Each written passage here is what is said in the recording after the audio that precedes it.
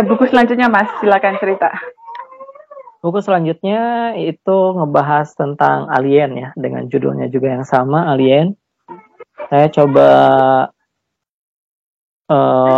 mengenalkan beberapa entitas ekstraterestrial yang saya tahu ya, yang pernah saya temuin secara astraling. Mulai dari Pleiadian, kemudian Arcturians, Alpha Draconian, Reptilian, dan lain-lain.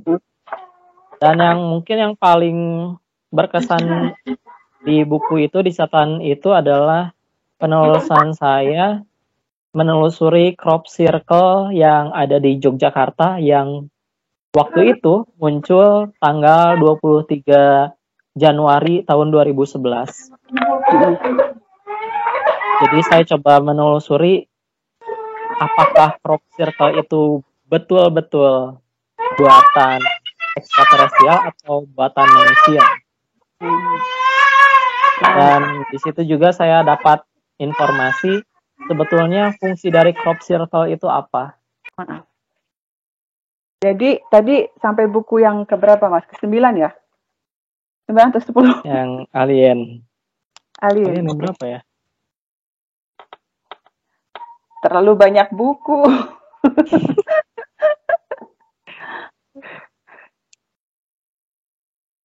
Oke, alien. Tentang alien. Nah, ini buku alien nih membahas apa ini, Mas? Yang tadi terkait dengan beberapa jenis ekstraterestrial yang pernah saya temui. Mulai dari Pleiadians, Arcturians, Alpha Draconians, Reptilians, dan lain-lain. Dan yaitu tadi yang paling berkesan itu adalah penelusuran saya untuk membuktikan crop circle yang ada di Yogyakarta yang muncul tanggal 23 Januari 2011. Gitu. Itu yang paling mengesankan di buku Alien itu. Di buku Alien. Oke. Kalau bentuk alien itu seperti apa, Mas? Ada berbagai macam bentuknya gitu ya? Ya, ada berbagai macam bentuk. Ada yang memang mirip dengan manusia seperti kita. Oke. Iya. Hanya saja secara ukuran dan juga mungkin fungsi dari organ-organnya yang berbeda gitu. Ada juga yang lebih ke seperti hewan ya.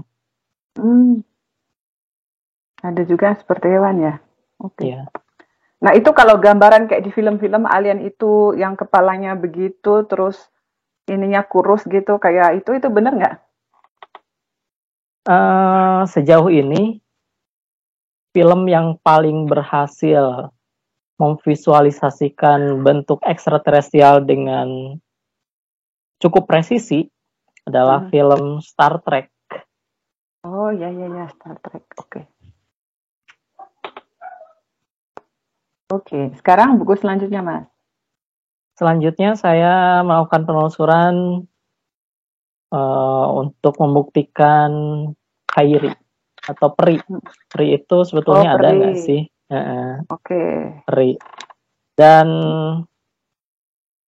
nggak tahu kenapa saya seolah terpanggil untuk menyelidiki atau menelusuri sebuah tempat, yaitu Silbury Hill yang ada di Inggris. Dan ternyata di situ adalah salah satu tempat di mana para peri itu punya komunitas lah gitu. Di Silbury Hill di Inggris itu. Ya dari penelusuran itu saya mendapatkan jawaban bahwasanya peri itu memang ada, hanya secara ukuran ternyata beragam, tidak hanya kecil seperti yang digambarkan di film-film, ternyata ada juga yang ukurannya sebesar kita manusia biasa gitu. Nah, kalau peri itu masuk kategori makhluk apa ya? bukan jin, bukan setengah jin setengah manusia, bukan manusia. Jadi masuk kategorinya itu makhluk apa ya? Nah, saya pun masih bingung kalau untuk kategori-kategori ini ya. Mungkin ya mereka punya ras sendiri gitu ya. Karena kan kita masih terbatasi dengan bahwasanya makhluk itu ya manusia, terus hewan, tumbuhan, jin, malaikat gitu ya. Cuma sebatas itu. Padahal kan tentu Allah menciptakan banyak sekali makhluk gitu. Iya. Ya Iya, mungkin ya peri ini bangsa sendiri gitu. Khusus iya. sendiri. Oke. Kadang itu ada bangsa onom juga gitu ya, setengah jin, setengah manusia. Iya. Terus buku selanjutnya? Selanjutnya saya tertarik untuk menelusuri keabsahan cerita rakyat anak-anak hijau dari Woolpit Inggris. Mungkin pernah dengar, Madam. Anak-anak hijau yang berasal dari Inggris, dari Woolpit, desa Woolpit. Nah ini saya coba untuk telusuri sampai akhirnya nggak disengaja itu pun ternyata saya malah menemukan dan istilahnya membuktikan bahwasanya semesta itu bukan hanya satu. Iya, oke. Oh, berarti ini udah membuktikan sendiri gitu ya, dengan mata kepala sendiri gitu. Gimana? Bisa cerita nih, Mas? Nah, jadi yang saya dapatkan bahwasanya anak-anak hijau dari desa Woolpit itu ternyata mereka bukan dari semesta kita. Mereka berasal dari semesta yang lain dan tentunya kejadian ini adalah kita bisa bilang anomali ya. Karena bisa berpindahnya satu entitas dari satu universe ke universe yang lain. Mungkin kalau di nonton Doctor Strange udah nggak aneh ya, bisa pindah ke sana ke situ gitu ya, dengan sangat amat mudahnya. Cuman secara pengalaman astraling, saya menemukan ini menjadi salah satu bukti bahwasanya semesta itu bukan hanya satu gitu. Oke. Terus ada yang lagi bisa diceritakan dari buku ini? Apa ya? Lebih ke cerita bagaimana gambaran tempat asal muasal anak-anak hijau ini, kenapa mereka badannya warnanya hijau, terus apakah sempat saya ini ketika saya tiba di tempat asal usul mereka, saya minta izin untuk apa istilahnya membawa mereka kembali ke tempat asal mereka gitu ya. Tapi saya nggak dapat izin itu. Jadi saya tidak diizinkan untuk membawa mereka kembali ke tempat asalnya. Jadi mereka harus dibiarkan tetap di semesta ini. Dan itu sudah terjadi ratusan tahun yang lalu ya. Ini abad berapa ini? Abad 12 kalau nggak salah. Cerita ini. Terus buku selanjutnya, Mas Yofi. Ini menarik banget nih. Kalau mau baca tinggal di Play Store ya. Iya. Selanjutnya saya bahas tentang Borobudur. Ini saya tulis ketika setelah Hari Raya Waisak tahun ini. Karena ada Waisak yang kembali dirayakan di Borobudur, kayaknya seru nih kalau misalkan melakukan penelusuran ke Borobudur. Seperti apa Borobudur dan bagaimana asal-usul sejarahnya, kemudian apa fungsi Borobudur itu sendiri. Dan yang paling mengherankan buat saya ketika saya melakukan penelusuran ke Borobudur, saya menemukan jalur energi yang menyambungkan antara Borobudur ke sebuah tempat para entitas tinggi, yaitu Sambala.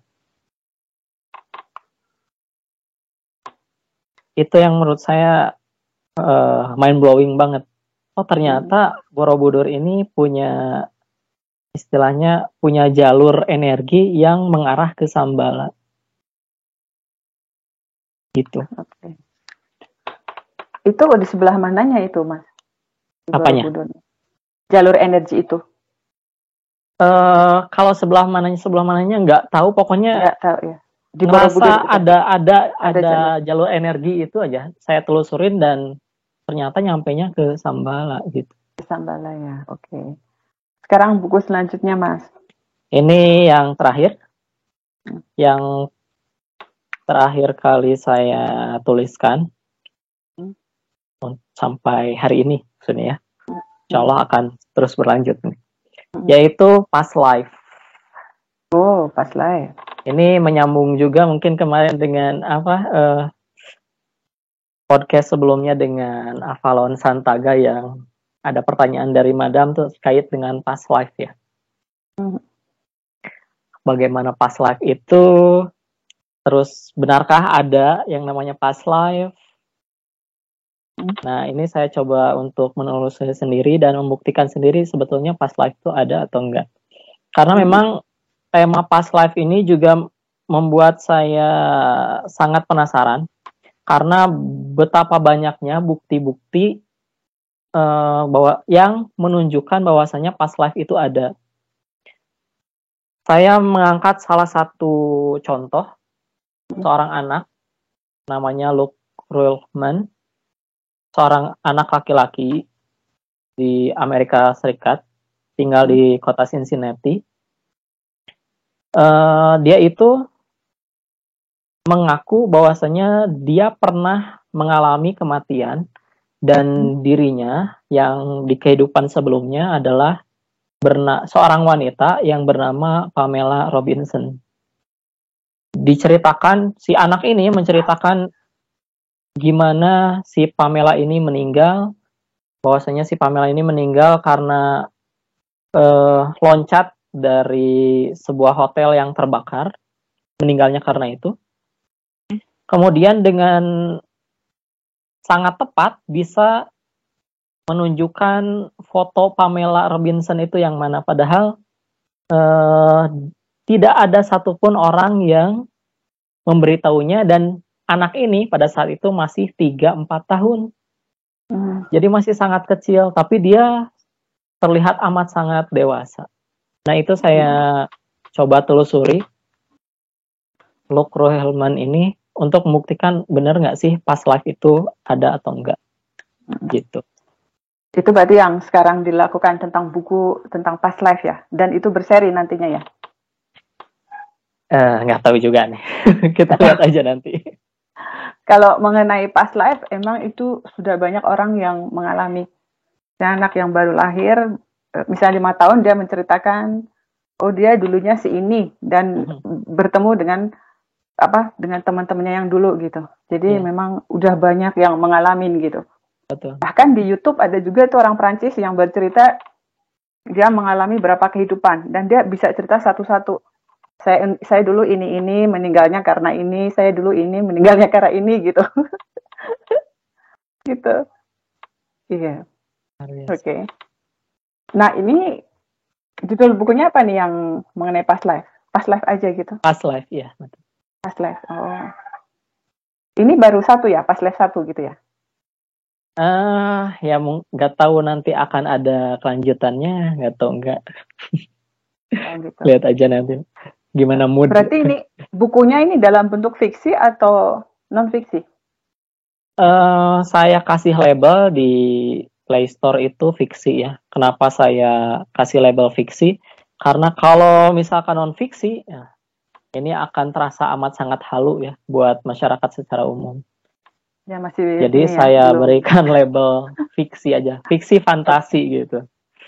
Kalau fiksi kan ini aman, kita nggak diprotes siapapun juga gitu. Betul. Toh kalau ini loh, ini fiksi kok gitu ya, bisa masuk ke semua. Padahal juga mungkin mengajarin sesuatu yang nyata gitu. Tapi karena masyarakat belum terbuka pikirannya, ya udah kita masukkan fiksi, jadi kita aman gitu, nggak diprotes dari mana-mana. Gitu.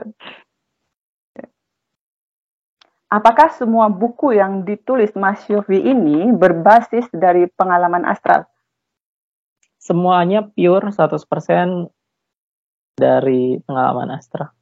Berarti referensinya itu dari astral asli, bukan dari referensi bagian buku yang populer saat ini. Referensinya kan dari Google, dari buku-buku yang lain gitu ya. Ya, jadi saya jadikan referensi-referensi yang dari buku, internet, artikel itu sebagai referensi tambahan aja. Untuk pelengkap pengetahuan menulis buku itu kali ya. Betul. Dan juga untuk istilahnya memvalidasi informasi apa yang saya dapatkan di saat astraling. Salah satu contoh yang menarik itu ketika saya menulis buku atau melakukan penelusuran tentang peri. Ini kan di internet banyak banget istilahnya postingan atau pembahasan di YouTube terkait dengan sebuah foto yang menunjukkan foto mumi peri. Jadi banyak tersebar di internet seperti itu. Ada foto mumi peri yang sudah kering, sudah diawetkan gitu. Nah, pada saat itu saya anggap ya itu suatu yang nyata, real gitu. Saya dapatnya gitu. Di internet, oh ini adalah bukti bahwasannya peri itu ada. Buktinya ini, foto ini. Nah, saya coba tanya ke salah satu peri yang di sana. Saya coba tanyakan, foto peri yang tersebar di internet yang kayak gini itu sebetulnya beneran nggak sih gitu. Karena saya juga belum tahu aslinya bener atau enggak gitu. Cuman tahu aja, sekedar tahu aja di internet. Terus saya dapat jawaban, oh itu bukan asli. Itu hanya buatan seorang seniman. Jawabannya gitu. Terus saya coba searching ulang setelah tracing astraling itu, saya coba googling lagi untuk memastikan sebetulnya foto itu asli atau hoax. Ternyata memang foto itu adalah foto hoax dan ternyata memang dibuat oleh seorang desainer yang dibuat dulu tuh di tahun 2007 untuk memperingati April Mop tanggal 1 April tahun 2007. Nah, si desainer ini itu di tanggal 1 Aprilnya itu sudah mengumumkan bahwasanya foto itu tuh bukan asli foto mumi, tapi buatan dia sendiri. Tapi karena udah istilahnya terlanjur tersebar ke seluruh dunia dan banyak orang yang percaya bahwasanya itu adalah mumi peri, ya akhirnya banyak yang ngasih caption sendiri bahwasanya itu adalah bukti, foto itu adalah bukti dari keberadaan peri, padahal sebetulnya bukan. Dan dari situ saya makin percaya bahwasanya informasi-informasi yang saya dapatkan secara astraling itu ternyata valid ya, gitu. Berarti astral itu bisa digunakan sebagai konfirmasi gitu ya, Mas ya? Iya. Mengkonfirmasikan berita-berita atau ilmu-ilmu yang beredar saat ini. Betul. Ini kita bicara teknis menulis buku. Kan semua buku itu berbasis astral. Berarti Mas Yofi harus astral saat menulis buku itu kan ya? Jadi saya melakukan dulu penelusuran dulu. Jadi saya astraling dulu sampai beres, sampai tidak ada lagi. Belakangan. Baru nulis. Iya, betul. Oke. Nah itu step by stepnya gimana? Astralnya biasanya sejam gitu. Setiap hari berapa jam? Nggak tentu ya. Jadi kadang tiap astral juga beda-beda ininya gitu. Kadang ada yang seru gitu ya. Kalau seru ya bisa lama. Saya memang nggak bisa lama-lama, maksudnya nggak betah juga kalau terlalu lama ya. Paling lama saya 1 jam sih. Paling lama satu kali ngastral itu paling lama itu 1 jam. Gitu. Paling lama 1 jam. Oke. Nah ini bercerita mengenai proses menulis buku Saranjana. Kalau menurut Mas Yofi, penghuni kota Saranjana itu dari jenis apa saja? Alien, jin, onom, atau makhluk energi yang tadi sudah dibilang gitu? Kalau yang saya dapat sih, ini masih simpulan sementara ya. Jadi di sana itu ada lapisan-lapisannya. Jadi lapisan-lapisan dimensi gitu. Dan tiap lapis dimensi ya di situ ada entitas-entitas tersendiri. Jadi kalau misalkan ada yang bilang bahwasanya Saranjana adalah tempat di mana jin berada, ya memang ada. Bahkan jangankan di Saranjana, di rumah kita pun ada gitu ya. Kemudian yang saya temukan juga di sana, ya mungkin yang menariknya di sana, yang saya temukan adalah beberapa penghuni dari Saranjana adalah orang-orang Lemuria yang istilahnya tidak kembali ke planet asal. Oke. Nah, itu letak Saranjananya itu berarti di bumi sini ya, tapi mungkin di dunia astral gitu ya. Kan ada cerita beberapa orang yang ketarik ke kota Saranjana gitu. Ya, Atau jadi yang Saranjana itu bukan fisikal di dimensi kita ya, tapi di dimensi atas. Saya ngerasa Saranjana itu dimensi atas ya, dimensi yang lebih tinggi daripada dimensi kita. Di bumi, oke. Iya. Oke, berarti Saranjana itu di dimensi di atas bumi gitu ya? Iya. Oke. Pernah dengar itu ada orang yang ketarik ke Saranjana nggak?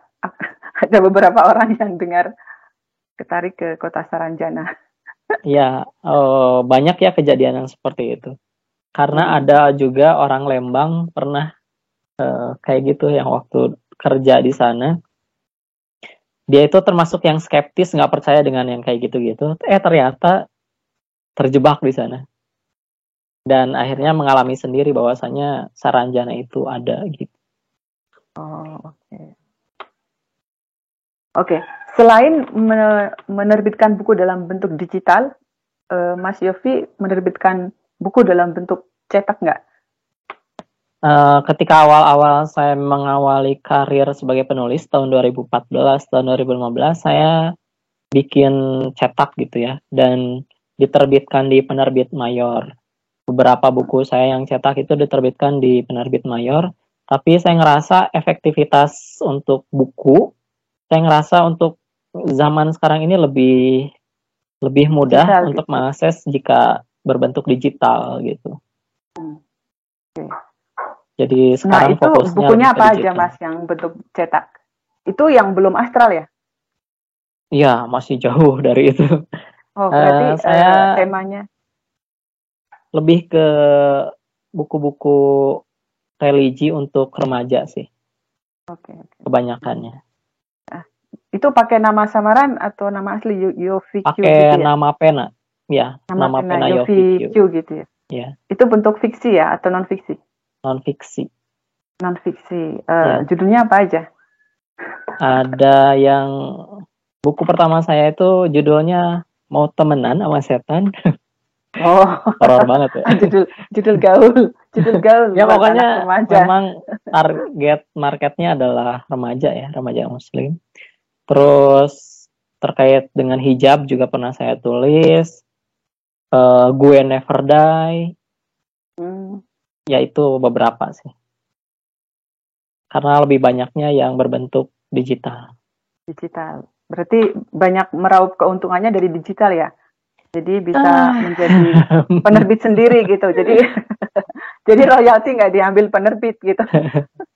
Ya lebih nyamannya seperti itu memang. Okay. Dan sekarang banyak penerbit juga yang lebih memilih digital gitu loh, menghentikan yang cetak dan menerima yang digital gitu. Betul. Dan jadi mereka lebih banyak mengambil naskah-naskah gitu. Nggak banyak filternya, soalnya kan nggak memakan biaya untuk cetak. Betul. Nggak ada risiko rugi kan. Kalau cetak pertama kan habis berapa juta itu untuk cetak aja. Betul. Masih taruhan laku apa enggak gitu ya. Iya. Oke. Nah, ketika berastral dalam jangka waktu lama, itu tantangannya apa aja nih, Mas? Selama ini nggak ada tantangan yang berarti ya. Paling kadang kalau misalkan ketika tubuh kita terlalu capek, terlalu lelah, kemudian kita juga melakukan astraling, ya tubuh kita ya jadi ngerasa ngedrain gitu energi kita, ngerasa terkuras banget gitu. Cuman karena udah tahu solusinya harus ngapain, jadi alhamdulillah bisa diantisipasi semuanya itu. Nah, saya mau tanya, solusinya itu bagaimana dan apa saja? Nah, kalau secara tubuh astralnya, kita kan difasilitasi oleh Kendan untuk bisa mengakses fungsi-fungsi energi ya. Salah satunya adalah energi replenish atau sterilisasi dan yang lain sebagainya. Yang saya lakukan yaitu jadi replenish untuk mencharger ulang energi yang sudah terpakai selama astraling. Kemudian untuk fisik, saya lebih memilih untuk banyak konsumsi atau banyak minum air putih aja. Oh, oke. Sebelum astral pasti latihan nafas dulu ya, Mas ya? Iya, jadi iya dong, ya dong. Aku pikir tubuhnya kuat tanpa latihan nafas untuk astral Jadi, gitu. memang sangat-sangat dianjurkan ya. Ya itu bahwasanya JA sudah memberikan panduan gitu ya, dengan memberikan apa istilahnya anjuran untuk latihan dulu hapan yang sudah ada videonya gitu. Sudah banyak bahkan videonya dari Kang As itu. Yaitu bukan apa ya, jadi harusnya jadi perhatian buat kita gitu ya. Bahwasanya tim JA itu sebetulnya sudah memberikan semuanya, memberikan semua fasilitas, tinggal kitanya aja. Nah, itu penting banget ketika kita mau astral, kita istilahnya apa ya? Mengolah dulu energi tubuh kita agar selama kita astraling itu bisa lancar gitu. Karena yang saya rasakan secara pribadi, teknik nafas yang diajarkan oleh Kang As di jurnal astral itu sebetulnya mirip yang saya pelajari di buku Becoming Supernatural yang ditulis oleh Dr. Joe Dispenza. Mirip sekali. Bahkan sebelum saya ikut JA itu, saya latihan olah nafas yang diberikan oleh Dr. Joe Dispenza itu. Tapi saya ngerasa apa ya istilahnya, energi yang saya rasakan itu amat sangat tipis sekali, kecil sekali. Tapi ketika saya pertama kali melakukan olah nafas yang diajarkan oleh Kang As, ketika hari pertama saya bergabung di JA tuh ngerasa luapan energi tuh rasanya besar banget di badan saya gitu. Jadi luar biasa JA. Itu ikutan XHI nggak? Saya nggak sama sekali. Jadi sangat pure, sangat pure ngikutin Kang As yang di video gitu. Yang di video itu, yang di XHI itu juga Kang As itu banyak olah-olah nafas dengan teknik-teknik gerakan yang dimaksimalkan untuk menghasilkan banyak energi. Itu dengan usaha seminimal mungkin energinya dapat sebanyak mungkin gitu. Diperbaharui. Juga banyak software gitu. Ada energi metafisika juga di sana kalau nggak salah. Yang memang nggak salah. Oke. Nah, ini kan Mas Yofi sekali berastral langsung jelas gitu ya, pandangannya gitu ya. Yeah. Nah, itu tipsnya bagaimana untuk astral bisa lihat jelas? Kan banyak yang ini apa? Astral itu udah dia merem terus malah yang terbayang itu film yang barusan dia lihat gitu. Atau temennya, wajah temennya gitu. Nah, ini gimana nih? Nah, ini sudah diterangkan ya, sudah diterangkan oleh para senior kita di JA ya, bahwasanya ketika kita astraling itu tidak perlu atau tidak harus melulu fokus di visual. Jadi kita pun pokoknya sensasi apapun yang terasa di badan kita, di indera kita, meskipun itu bukan visual, ya kita ikutin, entah itu pendengaran, penciuman, itu pun perlu kita perhatikan. Gitu. Visual itu hanya salah satu saja di antara sekian banyak. Oke. Dan tidak perlu memaksakan visual gitu ya? Iya, betul. Yang pendengaran juga gitu ya? Ya mungkin kalau di kaitkan dengan submodalitas belajar tiap orang kan beda-beda. Ada yang emang beda-beda. lebih paham ketika dia itu belajar dengan audiovisual, ada yang hanya audio saja, ada yang kinestetik gitu. Mungkin itu ada kaitannya dengan itu. Iya, makanya aku tanya ke Mas Yofi, siapa tahu ada tips dan trik yang berbeda yang muncul. Siapa tahu ada orang yang memiliki kesamaan. Oh, saya ini kayaknya sama nih seperti Mas Yofi nih gitu. Oke. Berarti karena pengalaman astralnya banyak banget, karena udah banyak menulis buku, terus kalau penasaran dengan sesuatu dicari tahu lewat astral gitu ya. Iya. Berarti semua pengalaman astral itu berkesan berarti ya? Sangat berkesan. Sangat berkesan. Jadi kalau suruh pilih satu yang paling berkesan dan bikin shock, itu yang mana itu, Mas? Maksudnya yang, wow, kok saya melihat ini ya? Wah, saya nggak menyangka sebelumnya gitu. Itu yang mana? Sejauh ini yang paling membuat saya shock itu adalah teori konspirasi uang kertas. Oh, cerita ini. Nah, ini saya dapatkan informasinya dari Nefertiti ketika di menelusuri piramid ya, buku kedua. Ternyata yang ini saya nggak dituliskan sih tentang ini, saya nggak tuliskan karena khawatir terlalu berbahaya untuk disampaikan. Tapi saya coba sampaikan di sini. Wah, good. Penasaran juga. Jadi ternyata yang saya dapatkan itu uang kertas itu adalah sebuah proyek besar yang diprakarsai oleh beberapa pihak. Pertama dari pihak reptilian, jadi ekstraterestrial reptilian. Yang kedua itu dari entitas, ya kita bisa sebut setan gitulah. Yang ketiga manusia yang kita sebut dengan elit global. Jadi uang kertas itu adalah hasil 3 pihak ini. Dan itu masing-masing dari ketiga pihak ini dapat keuntungan dari adanya uang kertas ini. Keuntungannya apa? Apa kira-kira? Yang pertama untuk reptilian. Untuk reptilian.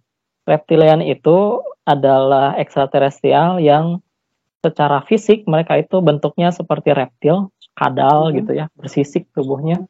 Dan mereka itu mengonsumsi, apa yang mereka konsumsi itu adalah energi ketakutan. Oh. Nah, kita mengenal sistem uang sekarang ya. Berapa banyak orang yang sangat takut untuk tidak mendapatkan uang. Banyak sekali, tentu bahkan bukan hanya di negara kita saja gitu. Bahkan seluruh dunia itu yang namanya uang pasti amat sangat membutuhkan ya, yang namanya uang. Iya. Bahkan sekarang orang tergantung ke uang kan? Betul, menghalalkan bukan segala cara barter untuk mendapatkan uang gitu. Dan ketika orang-orang tidak mendapatkan uang, mereka diliputi dengan kekhawatiran, ketakutan, kecemasan. Nah, kecemasan, ketakutan ini yang akan dikonsumsi oleh reptilian ini. Kemudian, apa untungnya bagi setan dengan adanya uang kertas ini? Nah, ketika uang kertas ini hanya dimiliki oleh segelintir orang saja, dan membuat mereka takut, nah akhirnya mereka tadi menghalalkan segala cara. Gimana caranya untuk bisa mendapatkan uang? Salah satunya adalah dengan melakukan praktik-praktik pesugihan, menjual jiwa mereka untuk mendapatkan kekayaan. Jadi si setan ini mendapatkan keuntungan, dia punya pengikut gitulah. Sementara bagi elit global, mereka sangat diuntungkan karena mereka bisa membuat sebuah sistem di mana uangnya itu berputar di mereka-mereka juga gitu. Jadi hanya sedikit saja orang yang akan istilahnya megang uang tuh hanya sedikit saja. Tapi yang mereka pegang itu yang sebagian besarnya ada di mereka, para elit global ini. Jadi masing-masing ini punya istilahnya punya benefit masing-masing gitu dari project uang kertas ini. Gitu, Madam. Gitu ya. Elit global ini yang di YouTube itu juga ini ya viral yang Emerson itu kali ya. Aku juga tertarik lihat tentang itu. Ini menarik juga kalau dibuat bukunya ini, Mas Yofi. Iya, betul. Buku tentang uang, ya itu. Ya kan dalam bentuk fiksi. Kan kalau diprotes loh, ini kan fiksi. Fiksi ya. Hasil imajinasi, iya, hasil imajinasi. Ini ngarang loh. Iya, hasil imajinasi. Nggak bisa diprotes imajinasi ya kan. Kita juga bisa berimajinasi jadi siapa saja, terbang, memiliki kapasitas apa saja gitu ya. Ya. Itu namanya juga imajinasi gitu. Tapi nanti pelajarannya itu masuk, informasinya masuk ke semua orang. Gitu, walaupun lewat fiksi gitu. Oke. Kalau saat ini Mas Yofi di Jurnal Astral itu di grup mana saja? Selain di TPJA? Saya di TPJA, saya lebih banyaknya sih di tim pengurai inputan. Gitu. Bisa dijelaskan nih tim pengurai inputan? Jadi kalau misalkan ada beda ya, sama tim penerima inputan gitu, beda ya? Kita tugasnya sebagai yang menerjemahkan inputan. Jadi kan ada afalon-afalon yang biasa untuk mendapatkan kata-kata atau pesan dalam bentuk bahasa frekuensi. Maka tugas tim mengurai ini adalah yang menerjemahkan agar bisa dipahami oleh yang lainnya. Gitu. Oke. Nah, itu proses mengurainya bagaimana step by step-nya nih, Mas? Nah, jadi kita ya tentunya kita meminta kata-kata inputannya seperti apa, kemudian kita melihat di glosarium. Jadi kita terjemahkan per suku kata. Dan itu sangat amat ini ya, benar-benar menguras pikiran karena kayak main teka-teki gitu, menerka sebetulnya kata ini tuh maksudnya apa gitu. Itu benar-benar menguras tenaga. Bahkan untuk bisa menerjemahkan 2 paragraf saya butuh 1 sampai 1,5 jam. Dan itu sangat capek, sangat lelah dibandingkan dengan proses astraling biasa. Oh iya, oke. Nah, itu bahasa frekuensi itu didapatnya di astral kan ya, Mas ya? Ya, betul. Kalau yang sekarang anggota umum kan kalau mau dapat inputan sebuah kata tinggal cari glosarium dan merangkai.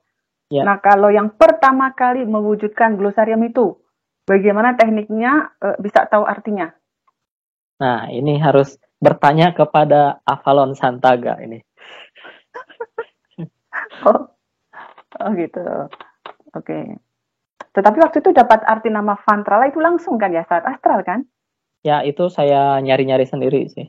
Iya, nyari-nyari itu sendiri. Kan dapat menerjemahkan bahasa frekuensi sendiri, mencari artinya gitu tanpa melihat glosarium. Tanpa melihat glosarium, ya.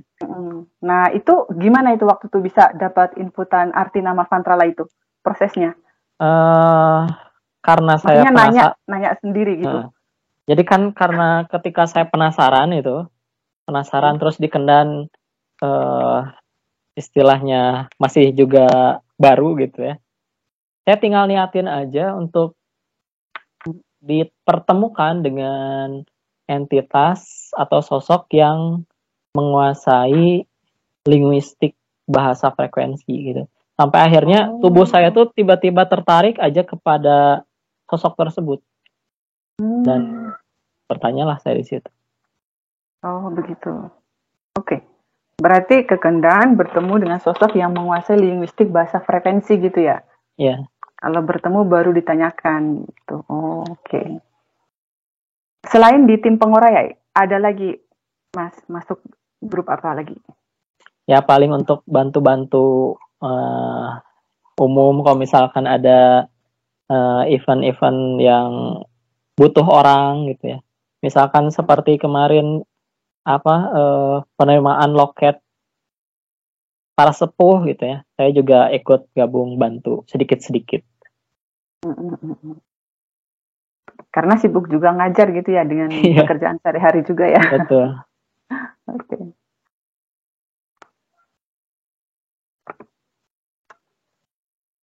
Nah, Mas Yofi, apa ini yang ingin disampaikan sebelum menutup podcast ini?